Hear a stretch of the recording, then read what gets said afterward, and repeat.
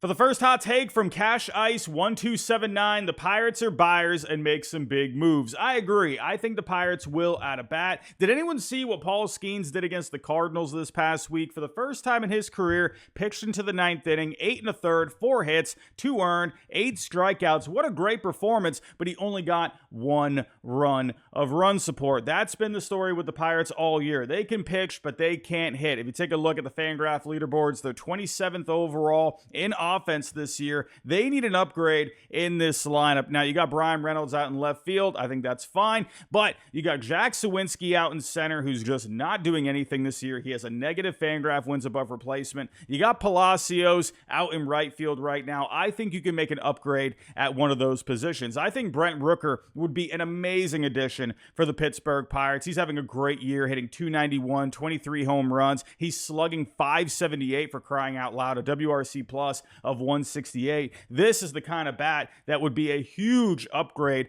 for the Pittsburgh Pirates and would take a lot of pressure off the other guys in the lineup. If it's not Brent Rooker, I could see Jazz Chisholm going out to center field. He can give you some versatility as well, give you some pop, give you some speed in the lineup. I think he would be a nice addition. Even someone like Taylor Ward, they were connected with him a little while ago. I think he would make, some sense for the Pirates as well. He can hit lefties very well. So you got Palacios out there, so I think you could do a bit of a platoon there. Either way, the Pirates need to add a bat. I hope it's Brent Rooker. This would be an awesome addition for the Pittsburgh Pirates. And the Pirates can definitely get a deal done for Brent Rooker. Now, he is going to be pretty expensive. Like I said, he's having a good year, but he also has 3 more seasons of club control, so it's going to cost you something. So the deal that I have is Tamar Johnson, Braxton Ashcraft, and Michael Kennedy going back to the A's. That would be their number 2, their number 4, and their number 13 prospect. I think it's a pretty fair deal. Now, Tamar Johnson hasn't fully put it together in the minor leagues yet. Great on base percentage, but when it comes to the batting average and the slugging, they're still coming around there. Braxton Ashcraft, he's having a good year down in the minor leagues. Dealing with a bit of forearm stuff right now. Doesn't seem to be a major issue. He is projected to come back in early August. And then Michael Kennedy, he's been okay down in the minor leagues this year, but that could be a nice lefty to stash away in the minor leagues. Overall, I definitely think the Pirates can get a deal done. For the next hot take from Busted F2000, the Cardinals go all in and acquire Eric Fetty and Michael Kopech in a deal with the White Sox. Now, I slightly agree with this. Let me explain. So the Cardinals, they got off to a bumpy start this year, but then they turned it around, and here they are. They got the second wild card spot as we speak with a record of 53-48. And there was a report recently that they have strong interest in Eric Fetty. When it comes to the starting pitching with the Cardinals, they're 16th overall, middle of the road. It's been pretty decent for the most part. I love Sonny Gray at the top of the rotation there, but when it comes to everyone else, I feel like it's just okay. Now, they're going to give you innings. They're going to make their starts. I'm not worried about that, but I'm thinking of the postseason for the Cardinals, and I would love for them to get a guy that I feel confident in starting a game 2. Sonny Gray game 1, but I feel like you need a bit more beef when it comes to a postseason starter. Now, hey, Eric Fetty, he's having a great year. ERA at a 2.98, FIP at a 3.67, having a solid year. And yeah, if you partnered him with Michael Kopech in a deal, who has been pitching really well lately, and I think he's getting hot at the right time, yeah, I think that could be a solid package. But again, I want the Cardinals to go after someone that I would feel a bit more confident pitching or starting a postseason game. And that guy, to me, I think Zach Eflin fits the bill there. He was just pitching in the World Series just a couple of years ago with the Phillies, pitched well in that postseason. I would be confident in Eflin going game 2 for the Cardinals. And maybe Nathan Eovaldi. The Rangers are starting to creep back into the playoff hunt here. They're getting healthy at the right time, so I don't know if they sell, but if they do lose a few games here in the next week, maybe they decide to sell. I think Eovaldi would be amazing for the Cardinals, but I think the more realistic option at this point would be Zach Eflin. So yeah, I do think the Cardinals, they go after a pitcher. I don't know if Eric Fetty is necessarily that guy. I wouldn't hate it for them, but I would rather they go after Zach Eflin. Next up, we got Alex. He says the Mariners need to do whatever it takes to get Vlad Jr. or Luis Robert. I agree with one of these guys. Let me explain. So the Mariners have not been playing great baseball as of late. They've slipped into a tie with the Houston Astros for first place in the American League West, who've come all the way back after a bad start. The Mariners need something for this lineup. They're only 23rd in offense on the year. We know they can pitch, but they need something for the offense here. They have the highest strikeout percentage in Major League Baseball this year. They're 28th in on-base percentage, and they're 28th in contact percentage. They need a bat that's going to get this going here. Now, Luis Robert, he is hitting a bit better as of late. We know he's going to hit for power. He's going to give you some speed. He's going to play good defense out there in center field when he's healthy, but I don't think Luis Robert is the bat that the Mariners need. He strikes out too much, in my opinion. I don't think he's going to be that guy that's going to get this offense going. Now, Vlad Jr., I definitely think could be a guy for the Mariners. If the Blue Jays decide to trade him, I think the Mariners would have to overpay to get him personally, but Vlad Jr., he's been having a great year, hitting .293, has a WRC plus of 140, 17 home runs as well, makes a good amount of contact for the most part. As you can see here, a very high on-base percentage at .363. He's not striking out all that much this year. I think he would be the perfect bat for the Mariners, and they just DFA'd Ty France, so they could have an opening here at first base. Now, if not Vlad Jr., I think someone like Yandy Diaz could make some sense, a guy that makes a lot of contact, doesn't strike out all that much. He was just put on the restricted list recently, having some personal issues off the field, so I'm not sure if he's going to be back by the trade deadline. We'll see. Another guy I think could be interesting is Nico Hoerner. Now, the Cubs, they've basically come out and said they're really not going to be buying this year. Now, they're not saying that they're going to be selling either, but I think for the Cubs, Nico Hoerner is a guy that has good value, is a couple more years of control. He can definitely bring back a good package for the Chicago Cubs, and he is definitely someone that can bring some life to the Mariners lineup. We'll see, but I think they need to add a bat that gets on base, makes contact, and doesn't strike out all that much. And speaking of the Cubs, we got one from Big Cubs fan. The Cubs are trading Jameson Taillon, Nico Hoerner, Christopher Morel, and possibly even Ian Happ. I agree with this a little bit, especially considering what Jed Hoyer said the other day. He said, where we are right now, I would have to say that moves only for 2024. Unless things change over the next week, we probably won't do a lot of moves that only help us for this year. He goes on to say, if moves help us for 2025 and beyond, I think we're exceptionally well positioned. So the way I take that is, yeah, they're open to bringing in some pieces that can help them over the next couple of years and beyond. And I also think this means they could be looking to clear some payroll. That way they can go into the off season, have a bit more flexibility, and sign some free agents. Now, there's definitely a few guys here, like Big Cubs fan mentioned. Yeah, they could definitely trade some of these guys, and they can get back some good value. I just mentioned Nico Hoerner. I think he would be a great fit for the Mariners, but a team that's looking for a high contact bat, I think would love to have someone like Nico Hoerner. He's having a pretty decent year overall. He's hitting .260 with a 101 WRC plus, and he's going to give you some speed as well, 14 stolen bases, and he plays great defense out there. So yeah, Nico Hoerner, he's not a free agent until after 2026. The Cubs could definitely get back some value for him. Now, Christopher Morel, not having an amazing season with the slash line. Everything's pretty down here. A 201 batting average, a 303 on base, a 379 slugging. He's got 18 home runs. So, if a team is looking for a little bit of versatility, some pop, maybe, I feel like he ends up staying. Ian Happ, I think, is really interesting. He's got a couple of more years left on his deal, but he's having a pretty solid year. He's hitting .237. That's a little bit low, but the on base is pretty good at 344, a slugging at 450, a 126 WRC plus, 16 home runs. Yeah, I could definitely see Ian Happ on the move. He can go play a corner. Jameson Taillon. Now, there is going to be some negative value with Jameson Taillon. The projections aren't very strong for the next couple of years, and he's owed, quite a bit more money here over that contract that's not up until the end of 2026. He's having himself a pretty good year. ERA at a 2.96, FIP at a 3.77, but again, the projections, aren't amazing with him, and, he has had some injury history there. I think they would have to eat some of that contract to get something of value in return, but I definitely think Jameson Taillon could be on the move, especially considering teams are always looking for starting pitching at the deadline. I think the Cubs are going to be really interesting at the deadline. Next up, we got Red Sox Facts on Twitter. He says the Red Sox trade Nick York and Bobby Dahlbeck in a trade for a lower-end starting pitcher. This one actually ties in with the Cubs a little bit.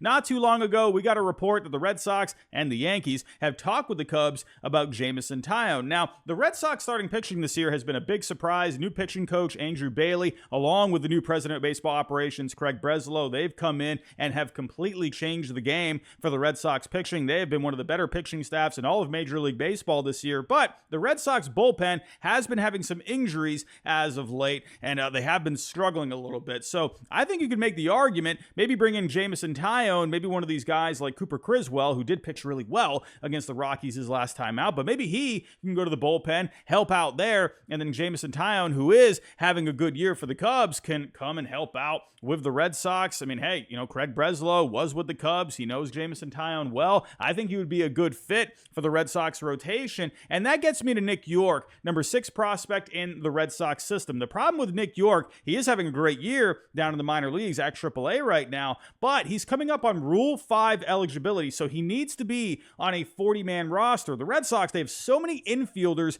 on the 40-man roster right now, it feels like Nick Yorke is the odd man out, so I think the Red Sox will end up moving him, so I agree with this hot take. I do think they move him, and I think this is a perfect opportunity to maybe get Jameson Taillon here, where Nick Yorke can go to the Cubs, along with someone like a Yordany Monegro, maybe someone else in this deal. Now, you might be thinking with the Cubs, well, Nick Yorke, he's a second baseman, also played some left field too. Now, the Cubs, you got Horner, you got Ian Happ there, so, where does he fit really? Well, if the Cubs, like I mentioned a little bit ago in the video, if they end up moving Ian Happ or Nico Horner, maybe that can open up a possibility for Nick Yorke to get some playing time. So I think this could be a perfect trade for both sides. Up next, we got Jock Enthusiast on Twitter. He says, Jazz Chisholm to the San Francisco Giants. I'm going to disagree with this one. Now, the Giants, they have been pretty lackluster in the first half. They are starting to get a little bit healthier. Robbie Ray is going to be coming back this week. So I think for the Giants, I think they end up standing pat at the trade deadline. Maybe they make a small move somewhere, but I just have a hard time seeing where Jazz Chisholm would fit in this lineup, right? Elliot Ramos, he's been amazing for the Giants this year.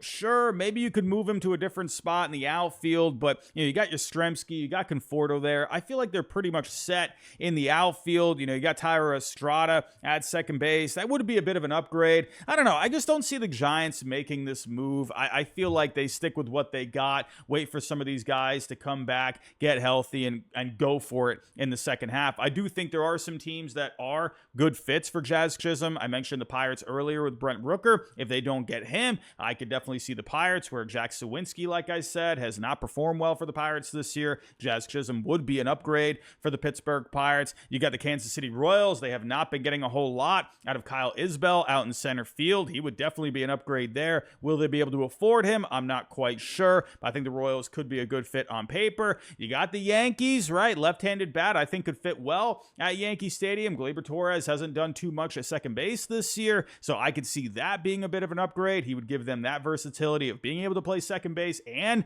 the outfield as well. I have mentioned the Seattle Mariners. I think Nico Horner, Vlad Jr. would be good fits there, but for the Mariners, I don't think he's the perfect bat for them, but I think he would help there, bring some energy into this lineup here. But Jazz, I do think, is going to be on the move. He is having a solid year. He's got control. He's about to enter those prime years as well. So I think teams are looking at that aspect with Jazz too. But either way, I do think Jazz is on the move. I just don't think it's going to be to the Giants. Next up, we got Gilbert Pins on Twitter. He says the Padres trade for Garrett Crochet. I'm going to disagree with this one, but I do think Garrett Crochet ends up getting traded. He's having a breakout season this year for the White Sox. 21 starts, ERA at a 3.07, FIP at a 2.29. Already has a Fangraph wins above replacement at 4.1, and there's still 2 more months left in the season. 12.7 strikeouts per 9, 2 walks per 9, under a home run per 9. These are great numbers. Now, the problem with Garrett Crochet is he's going to be on an innings limit. He's going to go to the bullpen at some point, where I still think he can be very valuable for a postseason contender. He can come in, in multi-inning stints. He can come in high leverage situations. Garrett Crochet will definitely be an important piece for a team's pitching staff in the postseason. Now, the problem with the Padres is I don't think they're going to be able to afford him. Now, they could definitely use a starting pitcher in this rotation. You got Dylan Cease, Michael King. They've had great years. Waldron with the knuckleball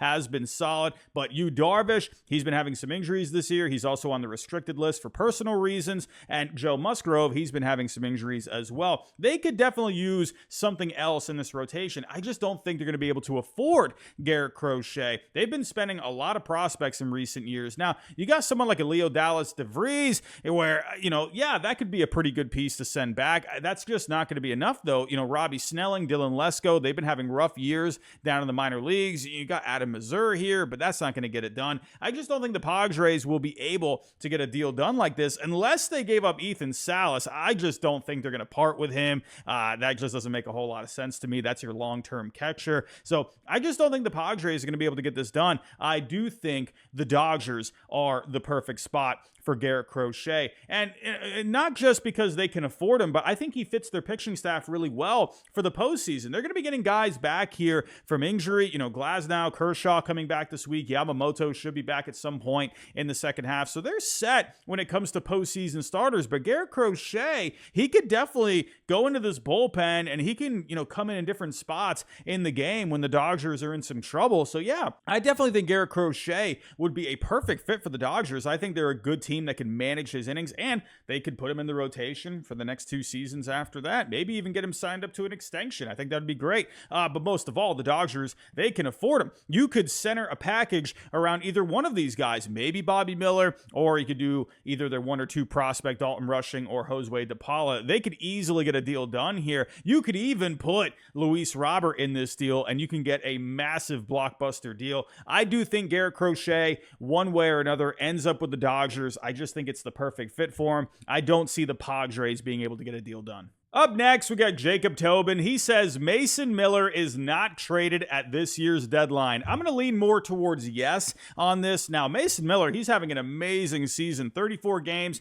ERA at a 2.21, FIP at a 1.69, 15 and a half strikeouts per 9, a half a home run per 9, 15 saves. He has been electric out of the A's bullpen. Now, with Mason Miller, yes, he does have 5 more seasons of control after this. But you got to remember with Mason Miller, he was having some arm issues last year. You could convert him into a starter, but you just don't know how that's going to go. I mean, if he was healthy as a starter, oh my goodness, look out for that. But I just wonder if those question marks maybe come up a little bit with him. He would be an amazing addition for a bullpen out there, though. Now, there are a few fits that I think could make some sense. Now, the Orioles, if they went after Tarik Skubal, Garrett Crochet, but weren't able to get deals done, maybe they could pivot towards Mason Miller to at least strengthen their bullpen, at least add an amazing arm to their pitching staff. Maybe you could do a deal where you send back Kobe Mayo, Chase McDermott there. Maybe you got a couple other teams out here. The Dodgers, we know they could definitely get a deal done if they wanted to. Same thing if, Skubal, Crochet didn't work out for them. Maybe they could at least strengthen the bullpen,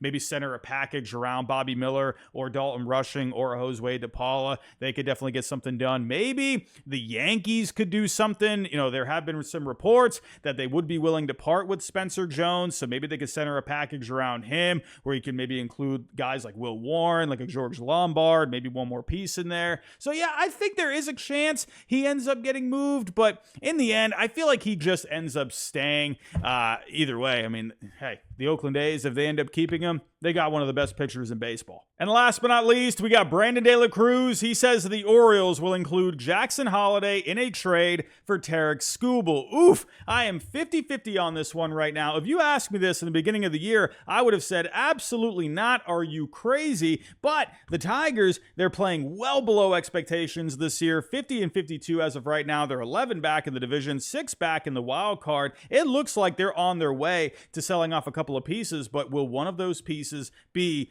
Tarik Skubal? He's having an amazing season, could be on his way to winning a Cy Young. 20 starts, ERA at a 2.34, FIP at a 2.50, 10.7 strikeouts per 9, 1.6 walks per 9, under a home run per 9. Yeah, Tarik Skubal has been the real deal this year, and he has a couple of more years of control after this season, and he's pretty cheap. So it's going to cost a lot to get Tarik Skubal. Now, I think the Orioles would be the perfect fit. I mean, this team has been very good this year. They are absolutely World Series contenders. They did bring in Corbin Burnes in the offseason. That's helped a lot, but they've had a lot of injuries. Kyle Bradish, John Means, Tyler Wells, even Felix Bautista in the bullpen. They need something for this rotation to go alongside Corbin Burnes and Grayson Rodriguez. Could you imagine Corbin Burnes and Tarik Skubal in the postseason, and then you got G-Rod for a Game 3? That is really good. That can absolutely win you a World Series. But will the Orioles pay up to get someone like Tarik Skubal?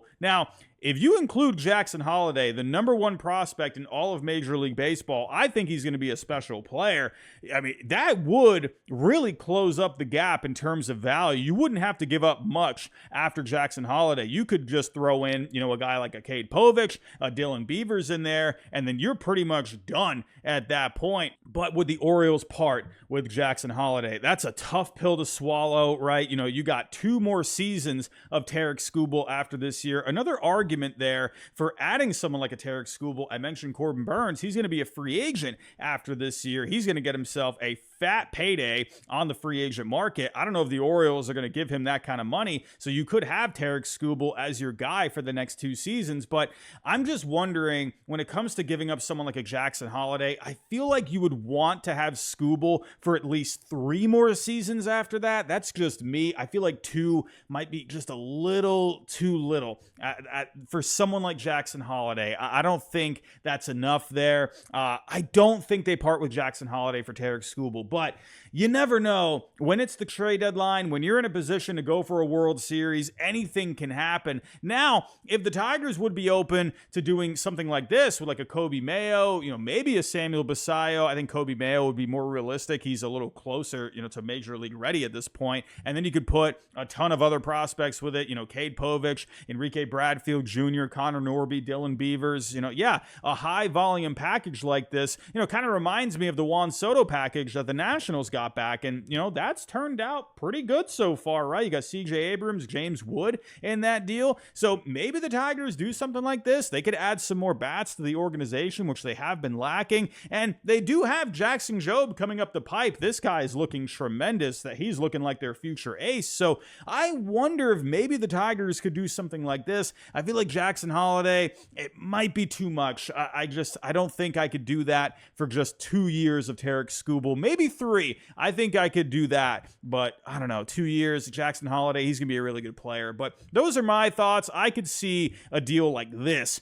maybe happening. If not Skubal, I think the Orioles turn their attention to some other pitchers on the market. Maybe they could pivot to Garrett Crochet. Maybe they could beef up the bullpen with Mason Miller. Maybe they go after a Reynolds starting pitcher. Either way, I think the Orioles will land a pitcher. But everyone, that's all I got for right now. Let me know your thoughts on all of these hot takes down below in the comments. If you can on the way out, hit that like button for me, subscribe if you're new, and I'll talk to you next time.